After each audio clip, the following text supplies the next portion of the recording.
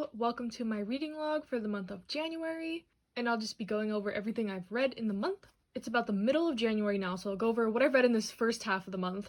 And literally what I've been binging the past week is volumes 1 through 30 of Kimi todoke. So yes, I had previously read the first 10 volumes, but it had been a while.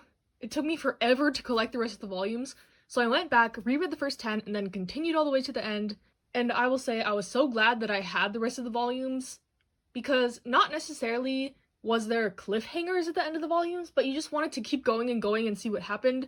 So yes, I think I'm going to make a full review for this. A couple of people did ask me to do so, but if I don't do that, I will put all of the script notes I have made so far in the description to elaborate on my thoughts. But to give like the quick summary, I really love this. It is a very cute, seemingly basic shoujo manga, but even though this is a basic, cute, wholesome story, it does everything right. There's nothing really weird, nothing creepy, no super extensive drama. There is some miscommunication around like volume 10 and then in the middle a bit and then near the end, but I never found myself like super frustrated with anything. So yeah, I really love this. The reason why it's so long is every 10 volumes is a year of their schooling, so it does follow them from Japanese first year to the third year, and the conclusion is like their graduation and moving on in college and stuff like that. So plenty of content to get through. I never felt it getting stale or dragging on too long, so there's not really a worry with that here.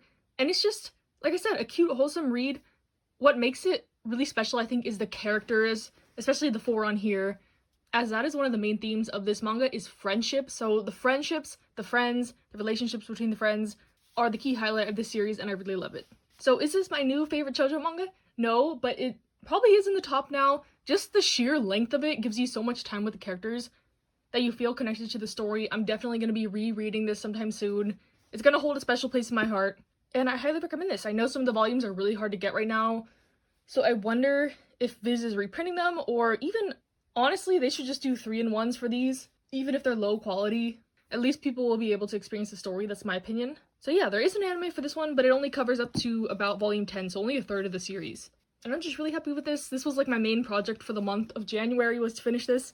And I finished it in the first half of the month, so I need to pick a new goal. But really happy I read this. I had a really fun time with this one. Next we have the first 2 volumes of Ten Dance.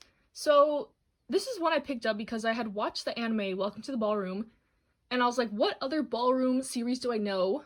And I remembered Ten Dance. I had randomly seen this somewhere. But the premise is that there are 2 men who are professional ballroom dancers. One is the king of Latin, which is more of like a sexy style, upbeat, fast pace. And then one is a champion of standard, which is more of like a classical, beautiful type of style. And they decide to train each other in their styles so they can enter this competition called the Ten Dance, which is like, you need to be able to dance every style in the Latin and standard genre. So, right from the get-go, it is obvious that these 2 guys don't necessarily get along. I wouldn't say they have like an enemies to lover relationship, but definitely kind of like a rivals to lovers relationship. And I'll say I'm not sure if I'm a super fan of that dynamic. I will say though that the art for this is gorgeous. Like, I'll just show the first color pages in here, but come on now, it's gorgeous. And even though the story might not be my cup of tea, the art is pretty gorgeous. So yeah, I would say that this manga is good, but it might not be for me. It definitely evokes a very like sexy atmosphere. That's how I would describe it. There's lots of sexual tension between these 2 guys. And I believe this is in a seinen manga magazine, so I don't think they'll be able to show much on that end of it. They have kissed a couple times, but in a joking kind of way. That's how the relationship is. It's very playful, like back and forth. So if you like that dynamic, I think you'll like this. But for me, it was just okay. The dancing element is really cool though. They are not dancing together as partners officially. They each have their own partners. And I think it's also really interesting, the Latin guy is from Cuba, so it gives a different perspective. I don't think I've ever seen a Cuban character in manga, but yeah, I might give this 1 or 2 more volume try. I like the dance elements, I like the art, I like the characters individually, but I'm not sure if I like the sort of dynamic that they have going on here, if that makes sense. And then lastly, I read the first volume of The Yakuza's Guide to Babysitting. So this one was really cute. It's a comedy series about this guy who works for the Yakuza. He's like the right-hand man, and the boss's daughter comes to live in their house. And he is assigned to be her babysitter because he's been getting into trouble lately, and the boss figures that this might calm him down, teach him some responsibility, stuff like that. So it's just a slice of life story about this guy taking care of this little girl. I would compare it to kind of a mix of like Way of the House Husband and Hinamatsuri, but then the main character has the exact personality of Shizuo from Durarara. I could not stop thinking about that. They are so similar. So I really like this, but I like things about Yakuza and delinquents and stuff like that, but also like the father-daughter dynamic and little kids that have troubled home lives. I mean, she's barely coming to live with her father.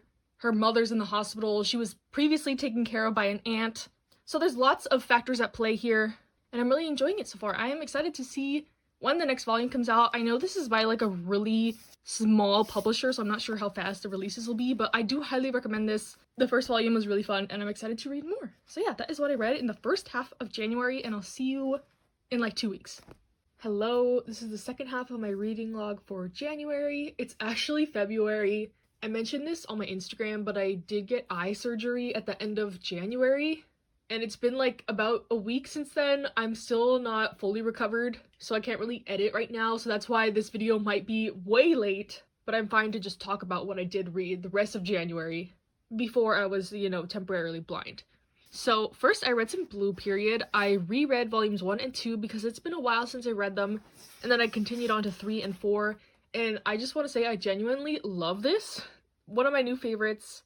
The first time I read the first 2 volumes, I liked it, but I wasn't like totally engaged in it. But now that I'm kind of at a different point in my life, I relate a lot to some of these characters, and that just has enhanced the experience a lot for me. So I'm really enjoying this. Basically, the story is about this kid named Yatara. He's kind of a delinquent, but he gets good grades, and he's just planning to go to college, do what his parents expect, but one day he stumbles into the art room and sees this beautiful painting by someone in the art club and decides to go headfirst into learning how to do art and wants to go to an art school.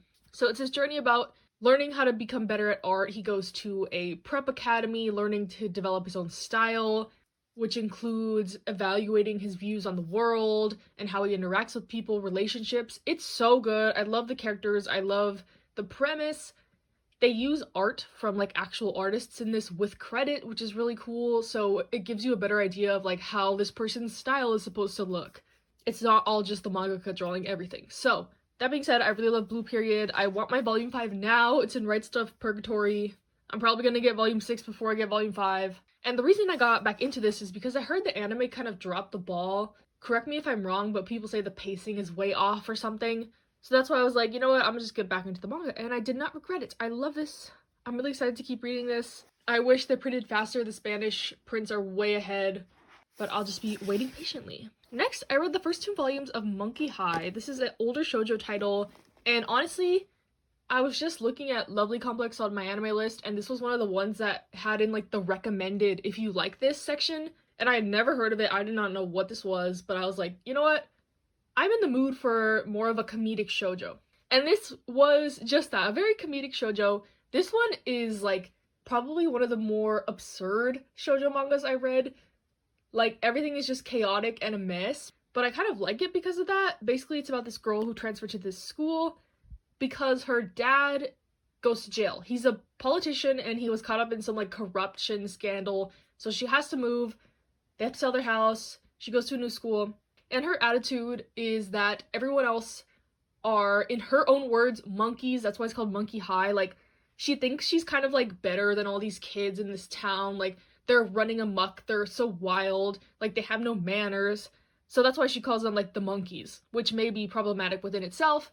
But in the context of a lighthearted story, that's what she calls them. And this kid, especially, he is like the top monkey. He's like kind of a clown, he's kind of clueless, very like himbo energy, but he's just cute and fun, and they end up forming a relationship, and it's actually really cute. I don't know, I love this guy character. I like those kind of character archetypes for boys in shoujo, kind of like the stupid lead, but like he has depth to him, but he just has a very positive outlook. It's very contrasting to her, where she's kind of like a pessimist, kind of like a cold girl, but over time you can see she's going to become more and more ridiculous like the rest of her classmates. So I'm excited to read more of this. It's not going to be everyone's cup of tea. Like I said, you need to like very stupid, not takes itself seriously shoujo to like this.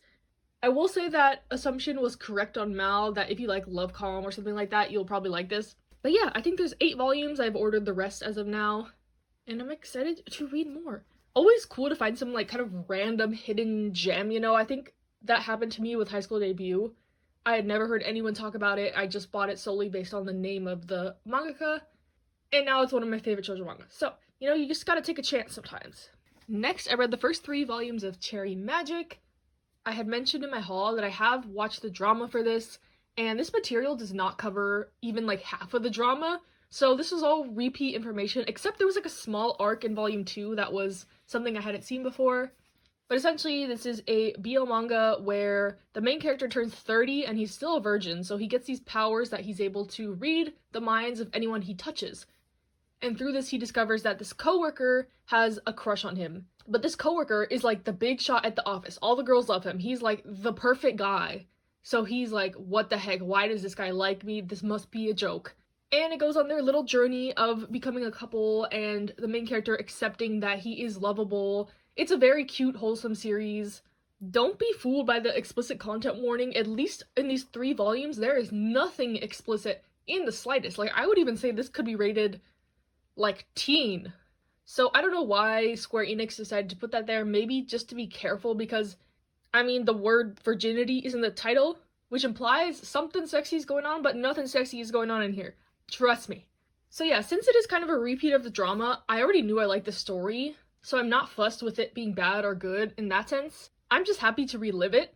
The one thing the manga does better so far is the best friend author character is so much more tolerable in this. He was the one character in the drama I could not stand, especially because of the acting. Like, I know Japanese dramas, they're very over the top most of the time, but he was just like insufferable. So I like him much more in the manga format. So yeah, I think volume 4 for this is coming out soon. I'm sure it's still gonna be within like the drama content, but I'll just be happy to read more of these 2. I really like this main couple.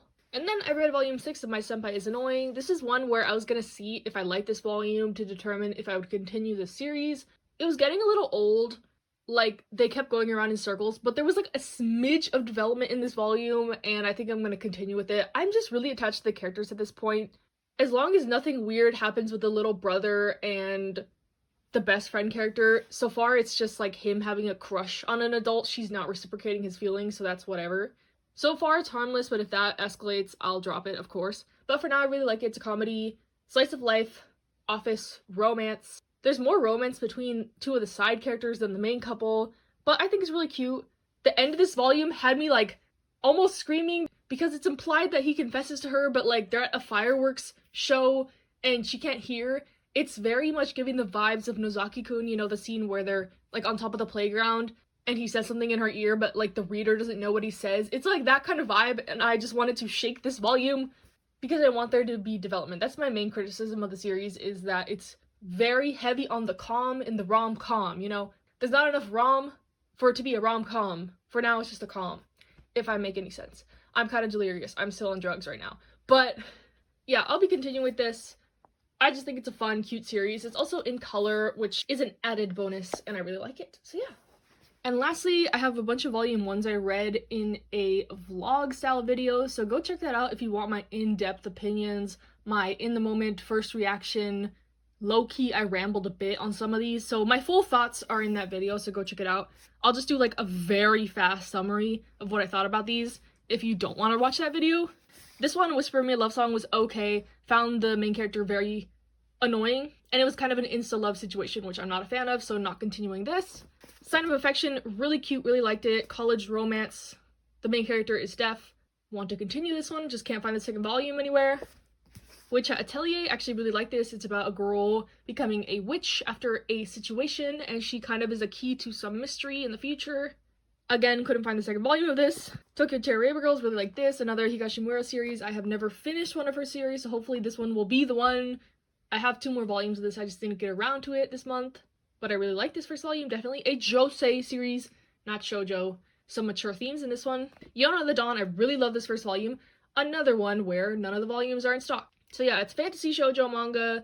Princess has to leave her kingdom because of circumstances in a new environment she's never been in before with her hot bodyguard, who she's probably gonna fall in love with. Library Wars, one I did not like at all. A stupid female protagonist whose motivation to do her job is because of a man in her past, and I felt like they crammed too much information in this for a first volume.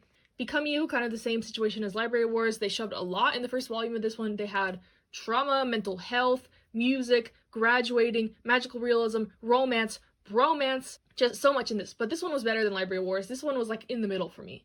And Dead Man Wonderland, I love this first volume. Again, none of the volumes are in stock except volume like 13. So yeah, this one's about a guy who gets sent to prison wrongly for murder involving this monster, and the prison he goes to is kind of messed up, to say the least. So yeah, that is all I read in January. And I kind of also wanted to talk about some other things, like anime. Y'all seem to like this when I did this last month. So first off, I did watch the My Senpai's Annoying anime. It's 12 episodes, it's on Funimation. And I thought it was a cute adaptation. It was good to kind of relive the beginning of the story before I read this one. I would say I'm slightly biased because I have read the original story, but I think it was a cute office romance. Nothing serious. I rated it 8 out of 10. I really liked it. It was a quick one, and I enjoyed it, and I'm happy that I watched it. And also, I started 2 other anime adaptations of manga I have read and loved. The first one is My Dress Up Darling. I watched the first 2 episodes, and my fear with this one was they were going to make it too fanservice-y, because it is an ecchi manga, but in my opinion, it's a very tame ecchi manga. Like, that is definitely not the focus of the series, and I was just scared that they would make it too fanservice-y. And I'll say so far, it's not that bad. The second episode was kind of a bit much with the whole measuring scene taking a whole episode. But other than that, the animation is gorgeous. The soundtrack is really good. I think the voice acting is good. Like, top notch. Probably going to be one of the standouts of the season, in my opinion. Other than, like, Attack on Titan and Demon Slayer, of course. So, highly recommend. From the first 2 episodes, I thought it was good. I thought it was a good adaptation so far, but we'll see going forward. And then second, I watched the first 2 episodes of Sasaki Emiyano, and this one, I was honestly surprised at how good this was. Like, they gave a lot of thought into, like, this animation. It's very true to the art style. A little bit creepy with how big the eyes are sometimes, but the story's cute. It looks cute so far. They're sticking to the source material, and I really like it. I really enjoy it. I highly recommend if you want a cute, innocent BL anime. And then continuing on my JoJo journey, last time I updated y'all, I was at, like, the very beginning of part 3, and I said I did not like Jotaro, and I wasn't really feeling that part, and honestly, now that I finished part 3, it's my least favorite part. It was just too long, and the format I did not like. It was like, stand, beat the stand, next stand. Beat the stand, next stand. Like, it was just monster of the week, or monster of the day format, whatever it's called, and I just wasn't really feeling it. The overall atmosphere was so dark and, like, dingy. I didn't like any of the Joe bros, especially Polnareff. He was so annoying, in my opinion. I felt like he was more the main character than Jotaro. Jotaro kind of just, like, sat back and was like, I'm cool. I just punch stuff. I'm quiet. I'm the stoic type. Whatever. Joseph was the best part. Of course, we love Joseph in this house. But anyway, I finally got through part 3, and I was like, oh, thank God, I'm done with part 3. But then I got to part 4. Oh, like the angel choir was singing. Part 4 so far. I'm halfway through part 4. I love part 4 so far. Just the drastic change in, like, aesthetic. Like, the 90s Japanese, very bright colors. I love the aesthetic. I love the colors. I love the animation. I love Josuke. He's gearing up to be my favorite. Because in part 4, you learn something about what Joseph does in his free time. And you're like, why did he do that? I still love Joseph. But, you know, he's like an old man in this part. But I love Josuke. I love the friends. I love Koichi. And I like that it's more of a slice of life. This is definitely more my type. I like the comedy better. But like I said, this is just my preference, just my opinion. If you love part 3, go on ahead, love part 3. But I love part 4 so far. It's just more lighthearted and more comedic. Like, they haven't really killed anyone. They kind of, like, beat up the stands to teach them a lesson. It's more kid-friendly, and maybe I want more kid-friendly, you know, whatever. Part 3 just seemed so brutal. Like, the only, like, campness that came in was when Dio was there at the very end, and I was like, thank you, Dio, saving this part, for real. That's what was missing, the camp. And that's what I associate with JoJo's, especially, like, from part 1 and 2. Like, that was camp. That was comedy. That was absurdity. And I feel like the introduction of stands and stuff, part 3 was just taking itself too seriously. So that's why I like part 4 so far. And I'm ready for part 5 with the Italians and the mafia, and then part 6 with the ladies, you know. Once I can see well again, I'm gonna get back into it. It hurts my eyes to look at a screen for more than, like, 5 minutes right now. But other than anime, since, like I said, I've been, like, blind for the past week, I've listened to a lot of podcasts, a lot of audiobooks, and thank you for the people who recommended stuff to me on my Instagram. But this is gonna just turn into my monthly favorites video, not just manga. For podcasts, of course, I listen to a lot of Trash Taste. I've always liked Trash Taste, but I caught up on a lot of episodes. Honestly, I tend to skip their episodes with guests. I don't know why. they always end up good, but like I'm always hesitant. Like I don't know these guests. Like why do I care about them? And then I watch them and I'm like, oh yeah, this is pretty good. So I caught up on all the episodes of Trash Taste, listened to some podcasts of some YouTubers I already like, so of course I like the podcast. I listened to a couple episodes of Shoujo and Tell. Some of y'all recommended that to me. Thought it was okay. But regarding audiobooks, I'll talk about one that I really liked. This was recommended by like 3 people on my Instagram. The 7 Husbands of Evelyn Hugo. So I have not read a book for fun since middle school. Like, I don't read books. And I went in blind. I did not know what this was about. I got an Audible subscription and I was like, I'ma just try this, whatever. Listen to this book for like 12 hours. What did I think about it at the end? So I like this. I rated it a 4 out of 5. I'm sure none of y'all are gonna care about this, but this is the last thing I'm gonna talk about in this video. So if you want to peace out, bye. But I don't know how to do book reviews. But I'll say Evelyn Hugo was very good. Essentially, the story is about this woman named Evelyn Hugo, and she is a movie star from the past, like 50s, 60s, 70s, 80s, and she's like 80 years old right now. She's about to die. So she contracts this magazine reporter, Monique, to write her biography. But Monique is like this small-time writer, like she has no really big accomplishments, so she's confused. It'd be like Marilyn Monroe or something asking you, a nobody, to come write her biography for her. So the whole story is basically Monique at Evelyn's house, and Evelyn is telling her life story. And the big highlight to her life story is that she has 7 husbands. Like, that's always the headlines. Evelyn Hugo, 7 marriages, 7 husbands. So the whole story is structured like with each husband, what happened with them, how it connects to her story. And I really like that part of the story. Evelyn's life is spicy, it's steamy, it's interesting, it's engaging. She's not the most morally sound person. So you feel like you hate her, you feel like you love her sometimes, but you see why she does certain things throughout the story. And there's also a little bit of LGBT plus action in this manga, did I just say manga? In this book, that I really appreciate. There's a reason why she had so many husbands, if you get what I mean. But I really like this. The only part I didn't really like about this was Monique. She was such a bland narrator. Like, every time she was talking, I was like, shut up, let Evelyn talk. Like, she's going through a divorce, that's her main character trait. She's also biracial, which she brings up a lot. Nothing wrong with that, but like, it was constant, same with the divorce thing. And then she was also like pretty ignorant on like LGBT plus stuff. And I get that it was a device for Evelyn to explain herself, but it was kind of annoying. Like, every time Monique came up, it was like a very, I'm not sure if this is how modern books are nowadays. Like I said, I have not read a book in like 10 years. And I was like, do they need to explain this to us? Like, it's very, like, this is why this is wrong, or this is why she is wrong about this. Like, kind of like that. But it was only in Monique's parts. Like, Evelyn's story was like very captivating. Loved it. I love the voice work on the audiobook. I actually really liked it. And yeah, overall, like I said, 4 out of 5. Loved Evelyn. Irritated by Monique.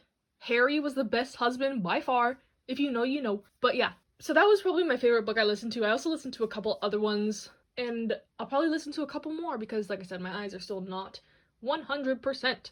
I'm gonna go back and take a nap right now. But yeah, thank you for watching this video. Don't know when it'll be up, probably like mid-February. I really hope I can do a romance recommendations for Valentine's Day. And I know I didn't do my kimi todoke review. It just fell at a bad time, but I may still do that in the future. But I'll also like include some of my notes in the description. I'll shut up now. I feel like this last part was kind of manic energy in here. But thank you for watching. Stay safe, stay happy, stay healthy, and I'll see you next time.